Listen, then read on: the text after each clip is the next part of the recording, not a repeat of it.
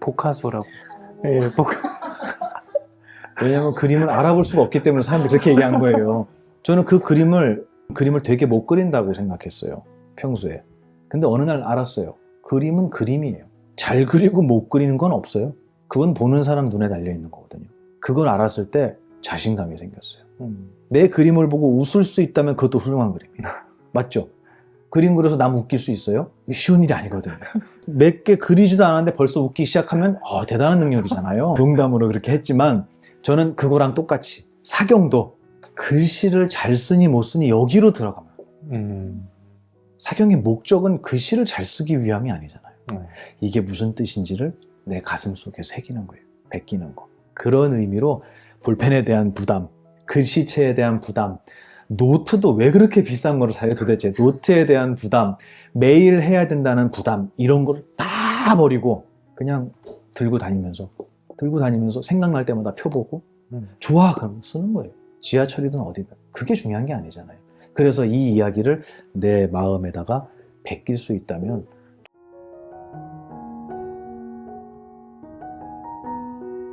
불교 심리학의 가장 큰 메커니즘이에요. 세상을 바라보는 견해는 기억에 의해서 만들어진다. 힘든 기억이 많으면 아무리 좋게 보려고 해도 그게 좋게 보이지가 않아요. 그 친구는 짝대기를 자기를 때리려고 드는 게 아니라고 알았을 수도 있어요. 저는 한 번도 때린 적이 없고 맛있는 것만 줬으니까. 하지만 조건 반사 같은 거예요. 기억의 힘은 그렇게 강력하거든요. 옛날에 저런 거에 얻어맞았던 기억이, 아픈 기억이 많으면 나도 모르게 그것을 볼 때 두려움이라는 견해로 볼 수밖에 없는 거예요. 이 세상을 살아가면서 우리 팀장님을 좋은 사람이라고 봐야지. 그럼 보여요, 안 보여요? 보여요? 보입니다. 고맙습니다. 굉장히 두려워하면서 대답하는데 그거는 좋은 기억이 많이 들어가면 나쁘게 뭐라고 얘기해도 누군가가 험담을 해도 야, 그 사람 그런 사람 아니야 라고 얘기하는 거예요. 그죠? 나에게 힘든 기억을 많이 준 분이 팀장님이었다면 아무리 제가 팀장님 칭찬을 해도 부설님한테는 그렇게 안 들릴 거예요. 아이고 몰라서 하는 소리네. 너도 당해봐라 이런다. 맞죠? 그러면 우리의 견해는 기억의 지배를 받는 거예요. 내가 저 사람이 힘들고 이 회사가 힘들고 이 일이 버겁고 내가 힘들어하는 어떤 것들은 나의 견해잖아요. 난 저거 힘들다고 생각해. 나에겐 이게 힘들게 느껴져. 라고 하는 거는 내 견해인데 견해는 무엇 때문에 만들어진다 그랬죠? 그렇죠. 기억 때문에 만들어지는 거예요. 그러니까 이거는 내가 잘못되거나 회사가 잘못되거나 한 게 아니라 자연스러운 일이에요, 이거. 요즘은 그 자제분들이 집안에 하나 아니면 둘이잖아요. 특히 이제 외동으로 크거나 막내로 큰 친구들은 요즘 부모님들의 교육법에는 그런 것들이 많이 없어졌어요. 애들을 훈계하거나 다그치는 게 잘못된 교육이라는 인식이 좀 있는 것 같아요. 물론 근거 없이 하면 잘못된 거지만 저는 그것도 교육의 하나의 방법이라고 생각해요. 이건 틀렸다라는 건 저는 없다고 봐요. 근데 그런 교육을 안 받아본 친구들이 군대에 와서 너무 힘들어하는 거예요. 내가 왜 저 사람 말을 들어야 되지? 그러면 그 친구에게 군대는 어떤 곳일까요? 지옥이죠. 부조리 투성이고요. 여기는 인간의 집단이라고 할 수 없는 이상한 곳인 거예요. 근데 정말 그럴까요? 저는 안 그랬어요. 저는 너무 좋았어요. 제 동생도 스님인데요. 해인사 출가하셨거든요. 근데 17살에 출가했다가 나중에 군대를 갔어요. 군대 안 힘들었냐니까 캠핑 온 것 같아요. 너무 좋았대요. 뭐가 제일 좋았냐니까 밥을 3끼 주더라고요. 그러는 거예요. 과연 그 스님한테 군대는 힘든 곳이었느냐? 놀이였대, 놀이. 너무 재밌었대요. 총도 쏘고 수류탄 던져갖고 너무 재밌었대요. 과연 객관적인 나쁜 곳, 객관적으로 정말 이것은 없어져야 하는 악이라고 하는 것이 과연 대한민국에 존재할 것이냐. 저는 모든 것이 상대적이라고 봐요. 우리가 어떻게 저런 인간을 따라다니지라고 해도 그 사람에게 충성하는 사람도 있더라는 거죠. 그러니까 결국은 옳고 그름은 내 외부에, 나의 바깥에 있는 게 아니라 나의 견해 속에 있지 않았을까라는 질문을 안 할 수가 없는 거예요. 근데 이 질문을 누가 제일 간절하게 하냐면 은퇴하신 분들이 해요. 저한테 묻더라고요. 남성분들이. 스님 옛날에는 너 때문에 그래. 너 때문에 그래. 너 때문에 그래. 그랬대요. 무언가 불편하거나 일이 안 되면 이렇게 안 되는 것의 요인을 상대방한테 찾았대요. 평생을. 근데 어느 날이 되니까 찾다 보니까 더 이상 찾을 수가 없는 거예요. 일은 잘못돼 있는데. 그래서 어느 날 나한테 문제가 있는 거 아닐까? 이 사람은 알고 있었어요, 처음부터. 하지만 핑계댈 게 없어지니까 은퇴를 해버렸으니까 나에게 문제가 있는 게 아닐까? 라고 생각할 때 정말 죽고 싶었습니다. 이렇게 얘기하더라고요. 부정할 수가 없으니까.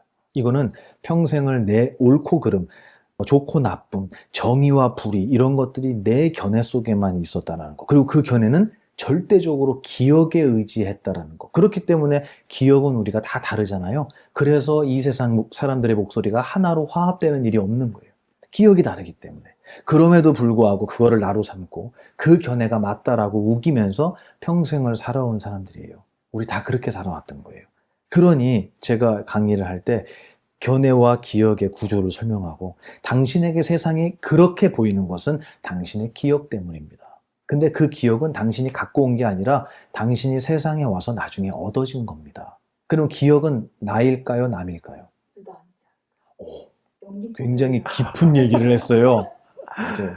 사실은 맞는 거예요. 근데 제가 설명드린 거는 내가 갖고 온 게 아니라 그랬잖아요. 백지였잖아요. 나올 때. 한국말도 모르고 나왔는데. 그러면 기억의 내용은 전부 다 세상에 의해서 얻어진 거예요. 근데 그걸 그대로 받은 게 아니라 내가 해석하면서 집어넣었잖아요. 기억에. 그러니까 보살님 말이 맞기도 한 거예요. 어쨌든 내가 갖고 온 건 아니다. 그러므로 그거는 내가 될 수 없다고. 기억은. 그러므로 기억이 내가 아니기 때문에 기억에 의해서 만들어진 견해도 내가 될 수 없다. 두 가지를 먼저 우리가 이해하고 나야 저 사람이 왜 저렇게 말끝마다 욕을 하고 다른 사람을 미워하는 말만 하고 저 사람은 어떻게 모든 사람을 저렇게 따뜻하게 대하고 하는 이런 현상들이 이해가 되기 시작하는 거예요. 아, 저 사람 묻지 않아도 우리 삽살개는 묻지 않아도 옛날에 아팠구나. 걔가 이해가 되는 거예요. 이거는 뭐냐면 세상 사람들이 알고 출발선에서 출발하기 전에 미리 알고 출발했어야 되는 내용들이잖아요. 근데 이거를 모르니까 야 쟤는 왜 저런데 하면서 구업을 짓는 거예요. 남 욕하는 업을 짓고 야 걔 진짜 짜증나지 않냐 라면서 사실 진짜 짜증나는 나쁜 기억은 자기 기억 속에 집어넣고 있잖아요. 남한테 욕을 하면 그 욕과 가장 가까운 귀는요 내 귀예요. 여기 제일 먼저 들어와요. 온 우주에서 내가 제일 먼저 들어요. 내가 욕하면 내 기억을 더럽히면서도 나는 남을 욕하고 있다고 착각하는 거예요. 너무 간단한 이치도 모르고 세상을 살아가니 발 디디는 데마다 진흙탕이고 잘하려고 노력했는데 아파지고 행복하려고 했는데 불행한 결과가 오고 이거 당연한 거 아니겠냐는 거죠. 그래서 이 세상을 바라보는 불편한 힘든 고통스러운 이런 씨앗들이 제가 감히 나의 견해 속에 들어있다라고 표현을 한 거예요. 물론 세상에 부조리가 왜 없겠어요. 바꿔나가야죠. 하지만 우리는 거기에만 손가락질을 해서는 안 되지 않겠느냐. 이미 우리가 행복할 수 있는 거리를 많이 갖고 있음에도 내 견해가 부족해서 내 견해의 수준이 낮아서 행복을 행복으로 볼 수 없다면 과연 그게 세상의 잘못이겠느냐라는 저는 질문을 던지는 거죠. 필사를, 그러니까 사경이라고 하죠. 네. 보각선의 사경 횟수다라고 화연 스님이 진행하고 계시고 요즘도 네. 안 하시더라고요. 영상 계속 올라가고 예, 있네요. 올라가고 있는데 월가 스님이 게을러서 편집을 안 하고 있는 아, 그리고 예전만큼 안 올라가서 멈추셨나 생각이 들었는데. 항상 저희는 이렇게 서로를 비난하면서 살아요. 이거 꼭 넣어주세요. 아, 사경 횟수다라는 프로도 하시고 또 밴드에서 계속 인증도 올리면서 이거 되게 수행의 방법으로 굉장히 강조하시는 것 같다는 느낌을 받았어요. 불자뿐만이 아니라 요즘에는 필사라는 이름으로 다양한 좋은 글귀도 하는 문화가 좀 트렌드인데 그렇죠. 사경이 되었건 필사가 됐건 스님께서 그걸 좋다고 생각하시는 네. 이유가 있을까요? 그럼요. 네. 우리 큰 스님께서 쓰신 이 책도 정말 소중한 책이고 저는 세상에 많이 읽혀지고 또 함께 따라 썼으면 좋겠어요. 왜냐하면 사경이라고 할 때 그 사자가 혹시 한문으로 뭔지 아세요? 베끼다. 베낄 사자예요. 네. 맞아요. 진짜를 베낀 거는 가짜잖아요. 그죠? 그래서 진짜를 베꼈다. 그러면 한문으로 바꾸면 뭘까요? 베낄사. 진짜는 뭐라 그러죠? 한문으로? 진. 사진. 그게 사진이라는 한자. 사진 찍잖아요. 진실된 것을. 진짜를 베낀 게 사진이라고 생각해요. 한문이 그거예요. 아, 사진. 제가 사경에 대한 거를 어른께 여쭤봤을 때 저희 스승님께서 이렇게 말씀하셨어요. 그래, 베끼는 거야, 경전을. 종이에 베끼는 것도 베끼는 거. 경을 보면은 돌에다가 새기는 것도 베끼는 거. 심지어는 모래밭에다가 쓰는 것도 큰 공덕이 있다고 하셨어요. 그리고 옷 이런 데다가 쓰는 것도 아주 귀한 사경이다. 근데 저한테 그러시더라고요. 우리가 경전을 진짜로 베낀다. 진실되게 베낀다면 어디다 베껴야겠냐? 이렇게 물어보시는 거예요. 여기다 베껴야 되지 않을까요? 나의 마음속에다가 부처님의 경전을 베끼는 것이 전 진정한 사경이라고 생각해요. 손으로 쓰는 것도 사경이지만 내 마음속에다가 이 위대한 가르침을 베껴 넣는 것이야말로 영원히 지워지지 않는 사경이라고 전 배웠거든요. 근데 그러려면 종이에는 안 쓰겠냐는 거예요. 종이에 써야죠. 제가 뭐 패드를 뭐 여러 가지 이유로 갖고 다니지만 전 여기도 써요. 좋은 굵기가 나오면 경전 보다가 그러면 한글로만 쓰는 게 아니고 한문을 일부러 찾아서 따라 써봐요. 한문 공부도 물론 제가 하고 싶어서도 있지만 너무 좋아요. 그냥 그걸 베껴 쓴다는 게. 짐승은 할 수 없는 일이잖아요. 짐승은 발이 이렇게 생겼는데 어떻게 베껴요? 강아지는 볼펜도 못 잡잖아요. 이렇게 위대한 능력을 갖고 있으면서 그 능력을 아름다운 것을 베끼는 데 사용한다? 저는 이것만큼 위대한 수행이 있을까 해요. 우리 큰 스님께서도, 원명 큰 스님께서도 말씀하셨지만 이 사경이라고 하는 것은 그것을 올바로 이해하는 데 큰 도움이 된다고 하셨잖아요. 저는 그 말씀에 정말 네, 저는 100% 공감하고 맞는 말씀이라고 생각합니다. 이것을 이해하기 위해서는 자주 베껴 쓰고 자주 외우고 또 외운 것을 자주 세상에 대입하는 이 수행의 과정이 필요한데 그런 과정에 있어서 저는 사경은 정말 귀한 시간이라고 생각해요. 그런 분이 있어요. 스님, 저 오늘부터 100일 기도 들어가려고요. 그러면 제가 제발 앞에 100일은 좀 빼라 그래요. 그 100일을 넣어버리니까 99일만 하면 실패한 기도가 돼버리잖아요. 이러지 말라고 제발. 그냥 하세요. 똑같이 사경도 나는 1번 1페이지부터 100페이지까지 다 쓸 거야. 이러지 말고 읽다가 좋으면 그냥 쓰면 되잖아요.